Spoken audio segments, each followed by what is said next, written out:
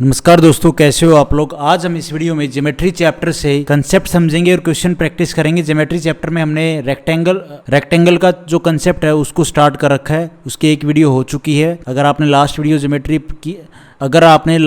देखी होगी ज्योमेट्री की प्लेलिस्ट में, अगर आपने लास्ट वीडियो देखी होगी तो उसमें मैंने रेक्टेंगल के कुछ बेसिक कंसेप्ट बताए थे, वो आपने देख लिए होंगे तो आपको आगे के जो कंसेप्ट और क्वेश्चन है वो आराम से समझ में आएंगे।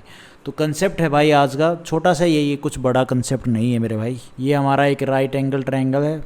ये कंसेप्ट भाई रेक्टेंगल कह लो, स्क्वायर कह लो, पैरेललोग्राम कह लो। पैरेललोग्राम क्या होता है भैया? Father of rectangle, square. भैया आमने सामने की जो साइड बराबर होती है उसको क्या बोलते हैं? पैरेललोग्राम। कोई दिक्कत वाली बात नहीं है।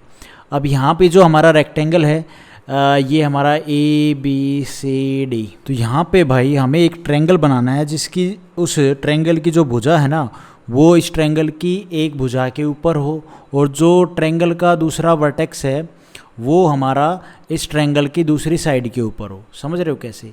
जैसे कि ये एक भुजा के ऊपर हमारे जो ट्रायंगल की एक साइड हो, तो एक साइड होगी तो यहाँ पे कहीं हम P पॉइंट लेंगे, तो ये P हो गया पॉइंट। इसको हम इससे मिलाएंगे, थोड़ी सीधी बनेगी। ठीक है, तो ये हमारा ट्रायंगल बनेगा कि नहीं बनेगा? इसकी एक भुजा किसके ऊपर है? रेक्टेंगल के ऊपर है, ट्रायंगल की। और इस ट्रायंगल का जो तीसरा वर्टेक्स है वो अपोजिट साइड के ऊपर बैठा है भाई, जाके जो रेक्टेंगल की अपोजिट साइड है।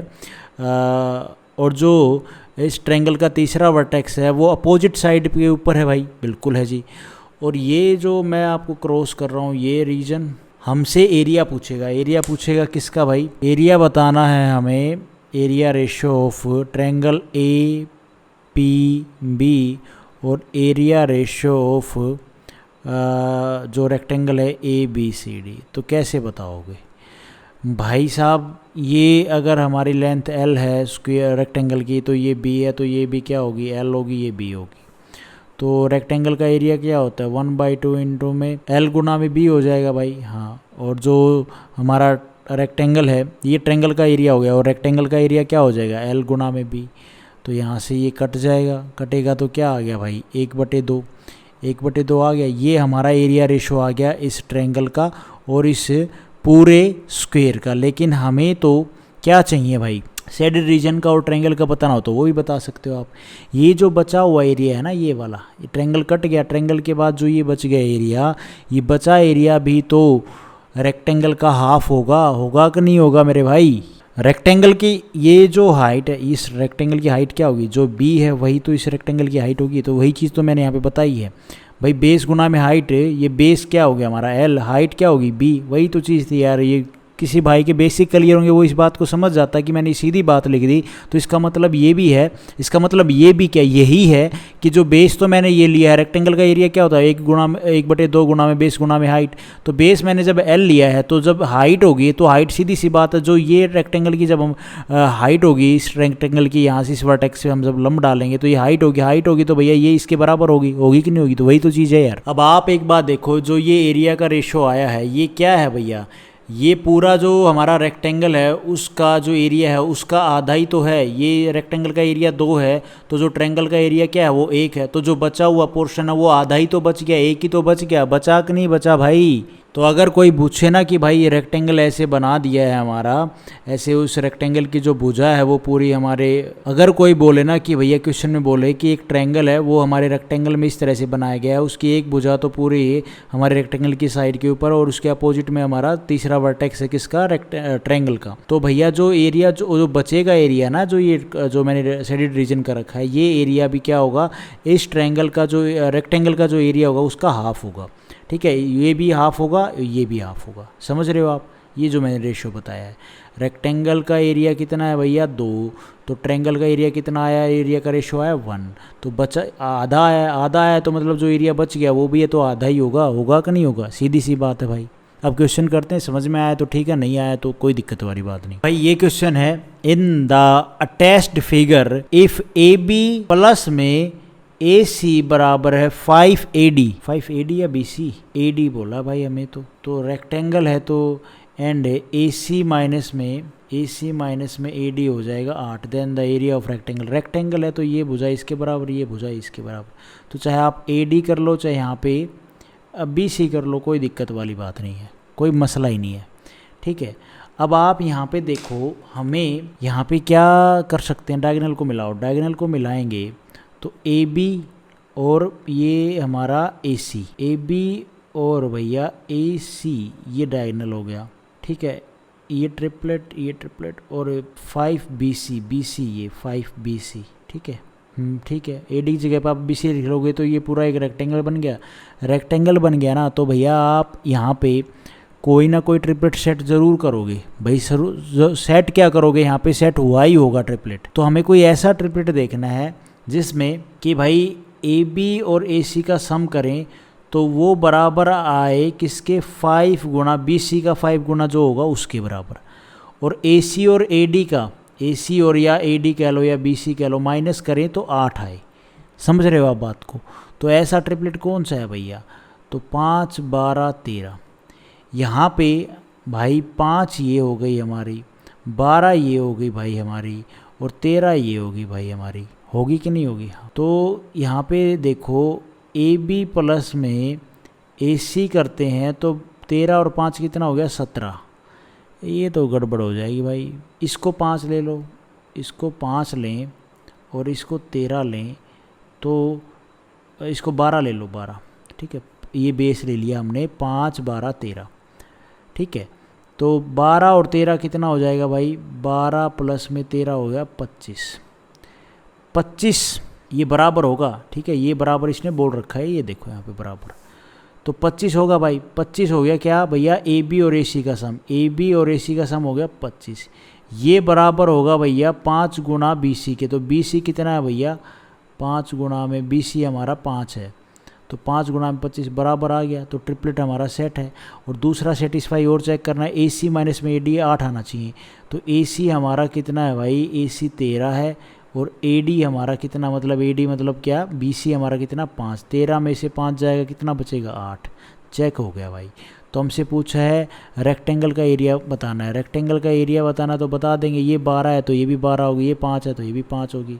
रेक्टेंगल का एरिया ऑफ रेक्टेंगल ABCD, गड़बड़ कहाँ कर दी हमने, ठीक तो है यार। ये साइड 12 है, ये 12 है, 12 एकदम 12, 12 दूनी 24 है ना, 5, अरे अच्छा 2 गुना में एरिया होता है 12 प्लस में 8, 5, ठीक है। तो भाई 2 गुना में 12 और 5 17, 17 दूनी 34, गड़बड़ का 12 दूनी 24, और अरे क्या गड़बड़ कर दी मैंने। अब रेक्टेंगल का एरिया पूछा हमसे भाई, ये हमने चेक कर लिया ट्रिपलेट सेट हो रहा है नहीं हो रहा, बिल्कुल चेक हो गया। तो रेक्टेंगल का एरिया क्या होता है, ये L गुना में जो ब्रेथ है वो 12 5 60, 60 इस क्वेश्चन का आंसर होगा।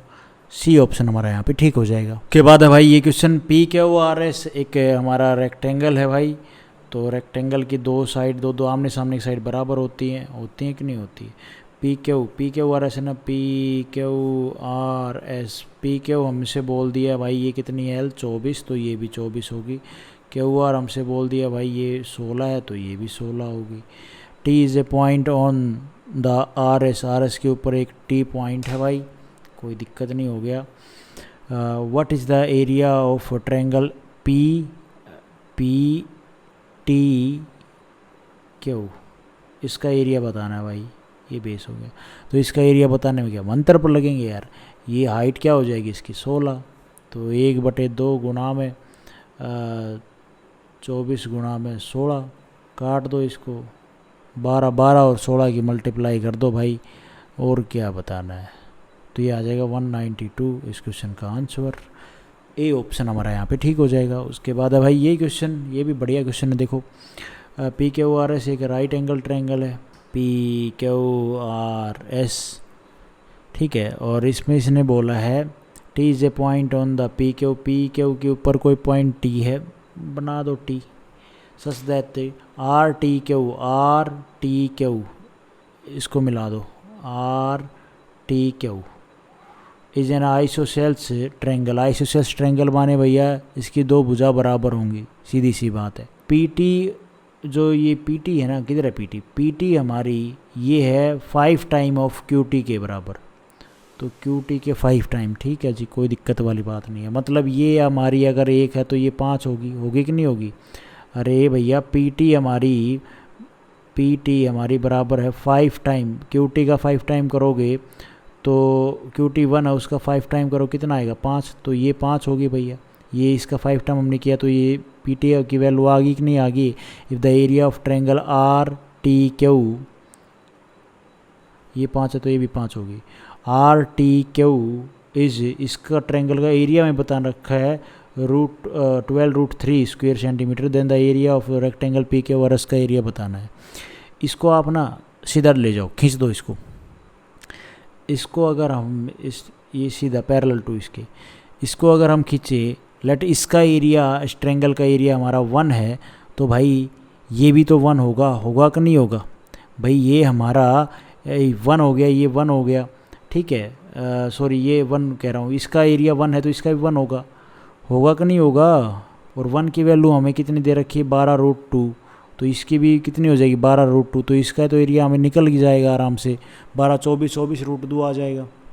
भाई ये 90 डिग्री सीधी लाइन है ना, तो जो एरिया इसका होगा वही एरिया इस ट्रायंगल का होगा कि नहीं होगा। तो भाई अब यहाँ पे आप देखो, इस 1 यूनिट की वजह से यहाँ पे इस पूरे का एरिया कितना हो रहा है 2 हो रहा है, तो गुणा में 2, तो इस 5 यूनिट का कितना हो जाएगा, इसमें भी 2 की मल्टीप्लाई करोगे 10। और भाई 2 की वैल्यू हमें कितनी गिवन है, 2 की वैल्यू 12√3 है। 2 की जो वैल्यू है, 1 यूनिट की वैल्यू हमें कितनी गिवन है, और हमें भाई 1 यूनिट की वैल्यू जो ये यहाँ पे दे रखी है ना ये ट्रायंगल, इस 1 यूनिट की वैल्यू हमें गिवन है 12√3। तो भाई ये टोटल इस रेक्टेंगल का एरिया कितना हो गया, इसका 10, ये पूरा हो गया 2, 10 प्लस में 2 कितना हो गया 12। 12 में भी हम कितना, 1 यूनिट की वैल्यू 12√2 है, तो इसमें 12 में भी हम 12√3 से मल्टीप्लाई कर देंगे, तो 12 × 12 कितना हो जाएगा 144√3। इस क्वेश्चन का आंसर होगा। बढ़िया क्वेश्चन था ये भी, ए ऑप्शन हमारा यहाँ पे ठीक हो जाएगा। उसके बाद है भाई ये question, in given figure ABCD एक रेक्टेंगल है हमारा, F is a point on AB के ऊपर हमारा ये F पॉइंट है, और CE is drawn and perpendicular to the DF, ठीक है। इफ CE हमारा कहाँ है, CE हमारा कितना है भाई 60, और जो DF है वो हमारा भाई 40। Then the what is the area of rectangle ABCD। अरे इजी है यार, ये कंसेप्ट अभी मैंने बताया था ना आपको। भाई एक रेक्टेंगल है, रेक्टेंगल के ऊपर एक भुजा के ऊपर जो ट्रायंगल बनाया जाए और उसके जो अपोजिट साइड है उसके ऊपर ट्रायंगल का तीसरा वर्टेक्स हो, तो उसका जो एरिया का रेशो मैंने आपको बताया था 1 ट्रायंगल का और रेक्टेंगल का आया था 1:2 आया था। तो जो बाकी एरिया बचेगा वो क्या होगा भैया, वो भी इक्वल होगा, जो ट्रायंगल का एरिया होगा उसके इक्वल होगा। अभी बताता हूँ कैसे ये किया होगा तो आप लोगों ने, ठीक है। पहले आप CF को मिला लो, CF को मिला लिया। अब आप देखो ये जो रेक्टेंगल, ये ट्रायंगल बन गया, ट्रायंगल DFC बन गया।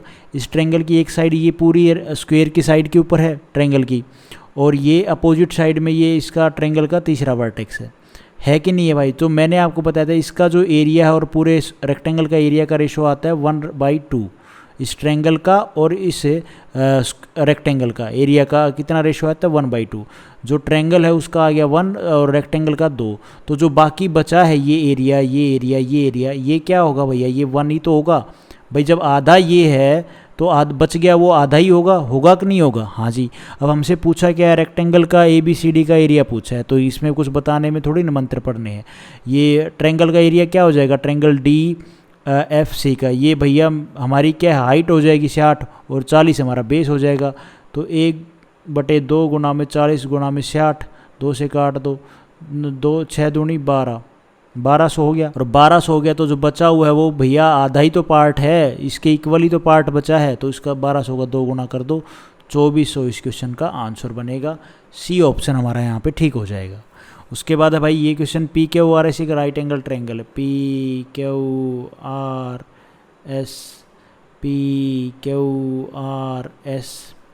यहाँ पे जो PQ और QR का रेशो है ना लेंथ का, PQ और QR का, वो 3:1 है, कोई दिक्कत वाली बात नहीं है। और डायगनल अगर हम खींचें तो ये डायगनल की वैल्यू कितनी आ जाएगी, 3 का स्क्वायर राइट एंगल ट्रायंगल के हिसाब से, तो 3 का स्क्वायर 9 और एक ये हो जाएगा भैया हमारा 10। गड़बड़ तो नहीं करती, 3 का स्क्वायर 9 और प्लस में 1 √10 आएगा भाई। 10 खाली 10 कहाँ से आएगा, √10 आएगा यार। हाँ अच्छा ठीक है। PR हमारी बोला है 10 है, तो √10 की वैल्यू आ गई रेक्टेंगल पाइथागोरस के हिसाब से, ये हमें गिवन है किसके, √10 की वैल्यू किसके बराबर है, 10 के। अच्छा ये हो गया भाई, ठीक है, कोई दिक्कत वाली बात नहीं। इसमें हम √10 में अगर √10 की मल्टीप्लाई करेंगे तो क्या आएगा भैया, 10 आ जाएगा, कोई दिक्कत वाली बात नहीं है।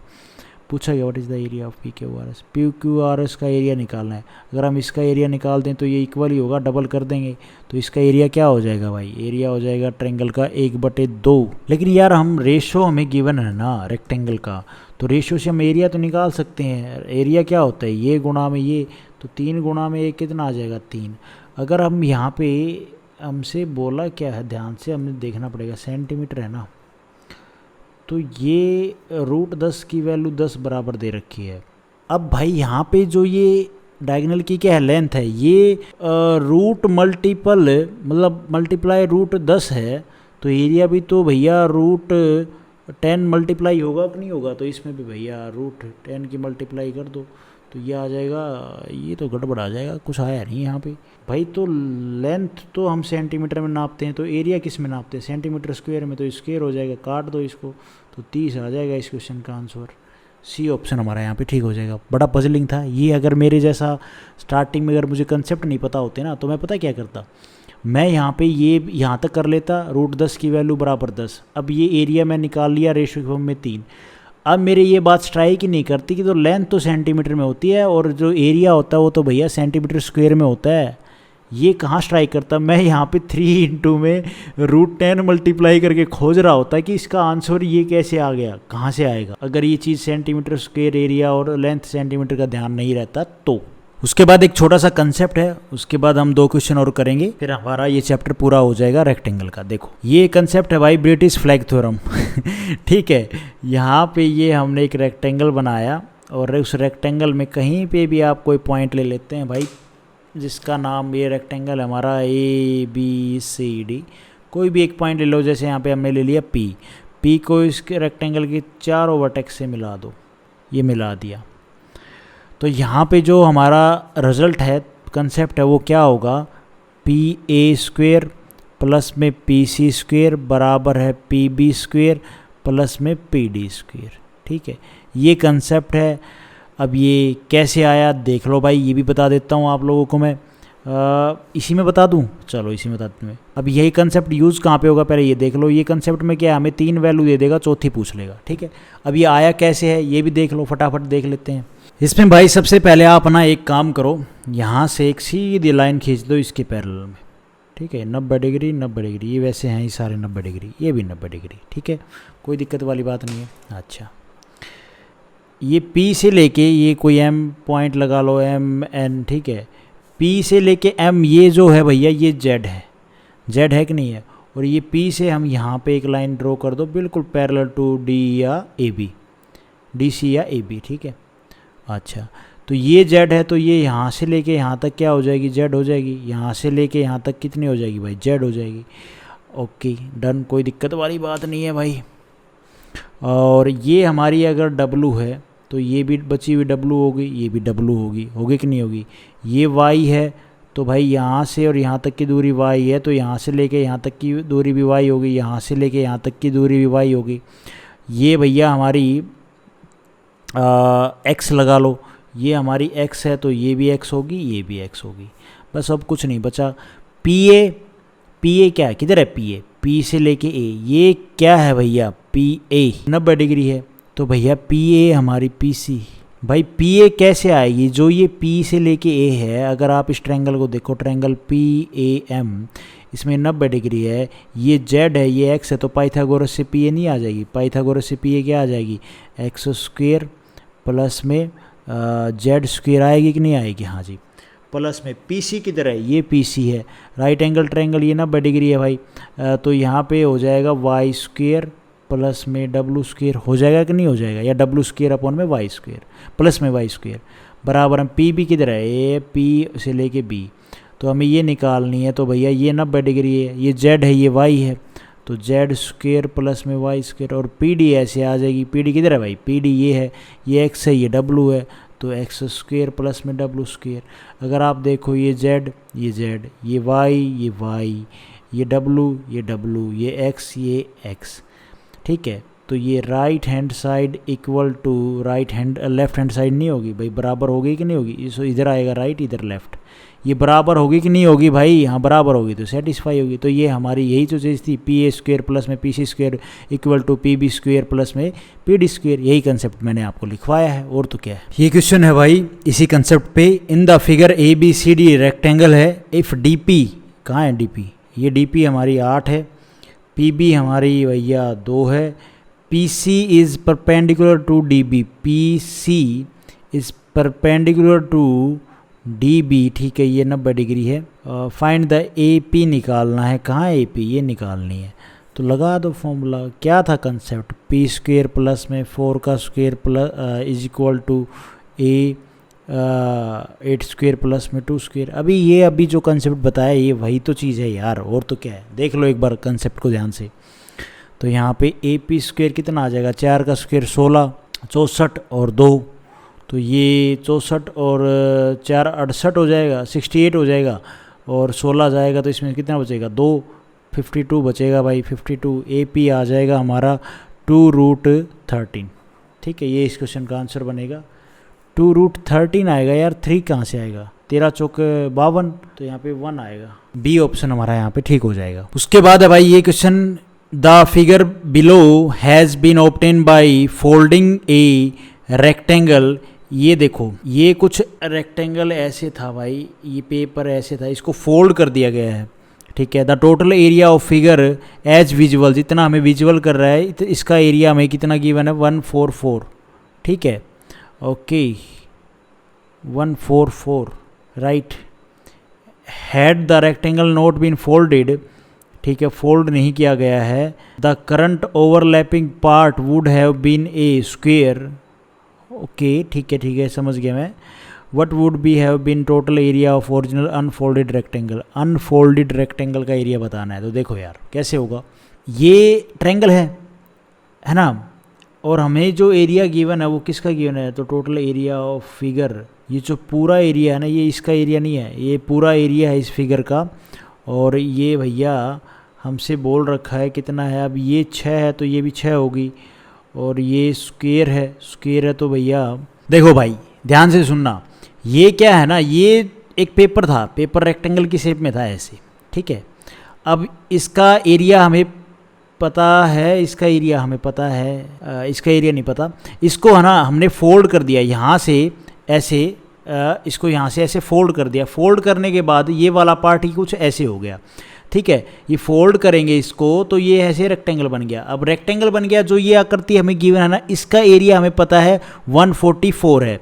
अच्छा, अब जो ये हमने है तो था तो ये रेक्टेंगल, जब हमने फोल्ड किया तो भैया फोल्ड करने के बाद ये जो जितना ट्रायंगल है ना उतना ही पार्ट ये इधर होगा, जब सीधा करेंगे तो सीधा करेंगे उतना ही पार्ट इधर होगा, तो भैया ये एक स्क्वायर नहीं बनेगा। यहाँ पे बोल रखा overlapping part would have been square, ठीक है भैया, हाँ जी स्क्वायर है। तो ये 6 है तो ये 6 थी, ये 6 थी, स्क्वायर की तो चारों साइड बराबर होती हैं, तो ये भी 6 हो जाएगी, ये भी 6 हो जाएगी। अब हमें तो सिर्फ इस वाले पार्ट का क्या निकालना है भाई, एरिया निकालना है। एरिया निकाल के और ये जो 144 जो हमारा इसका एरिया है, ये वाला पार्ट, ये वाला पार्ट, ये वाला पार्ट, इसमें हमने ऐड कर देना है, फिर वो जो एरिया होगा वो आ जाएगा ओरिजिनल अनफोल्डेड रेक्टेंगल का, इसका एरिया आ जाएगा। ये बात है। तो इसका एरिया जब ये 6 तो ये आप ये एरिया इसका नहीं निकाल सकते, एरिया हो जाएगा 1/2 गुणा में 6 गुणा में 6, 2 3 6 18 और 144 में आप 18 जोड़ दो, 8 और 4 12, 5 और 1 6 और 4 और 1 5 और 1 6, 162 इस क्वेश्चन का आंसर बनेगा। सी ऑप्शन हमारा यहाँ पे ठीक हो जाएगा। तो आज हम इस वीडियो में गाइस इतने ही क्वेश्चन करते हैं, नेक्स्ट वीडियो में आगे करेंगे। Thank you so much. Video आपको ठीक लगी तो लाइक करना, चैनल पे नए हो तो सब्सक्राइब करना।